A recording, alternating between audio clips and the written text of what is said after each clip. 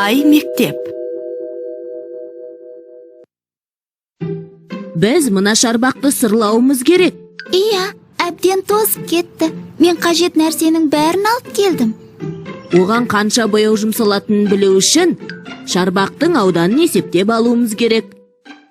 Төртбұрыш тәрізді фигуралардың ауданын табу қиын емес. Ауданды есептей білудің өмірде пайдасы өте көп. Мысалы, бөлменің қабырғаларының ауданын білсең, қағазды дәл өлшеп алуға болады. Кілем сатып алу үшін де алдымен еденнің ауданын білуің керек. Аға, ауданды қалай табатынын тезірек айтыңызшы. Мысалы, мынау шаршы, ұзындығы да, ені де 5 сантиметрге тең. Осы шаршыны 1 сантиметрлік 25 шаршыға бөлуге болады. Сонда бұл шаршының ауданы 25 шаршы сантиметрге тең.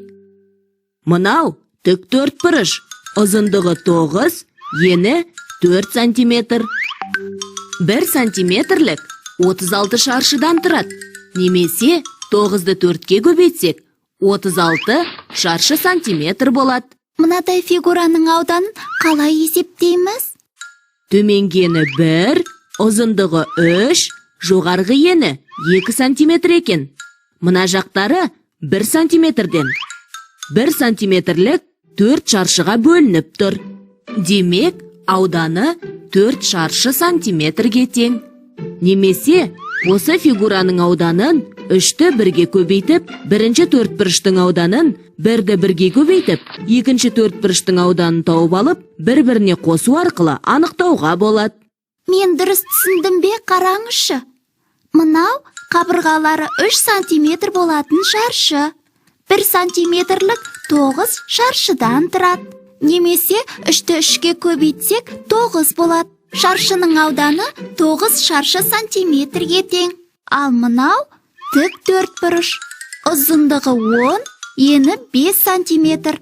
Тік төртбұрыштың ауданы ұзындығы мен енінің көбейтіндісіне тең. 5-ті 10-ға көбейткенде 50. Яғни бұл тік төртбұрыш 1 сантиметрлік 50 шаршыдан тұрады. Дұрыс, жақсы түсініпсің.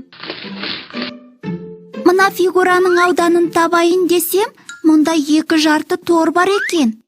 Ол үшін бүтін торларды санап шығамыз. 10 екен. Ал мына 2 жарты торды қосқанда бүтін 1 тор болады. Сонда мұның ауданы 11 шаршы сантиметрге тең. Ауданның өлшем бірлігі шаршы сантиметр ме? Иә, бірақ үлкен аудандарды шаршы метр, шаршы шақырыммен өлшейміз. Аға, қараңыз, мен байқамай Векиді де бояп қойыппын.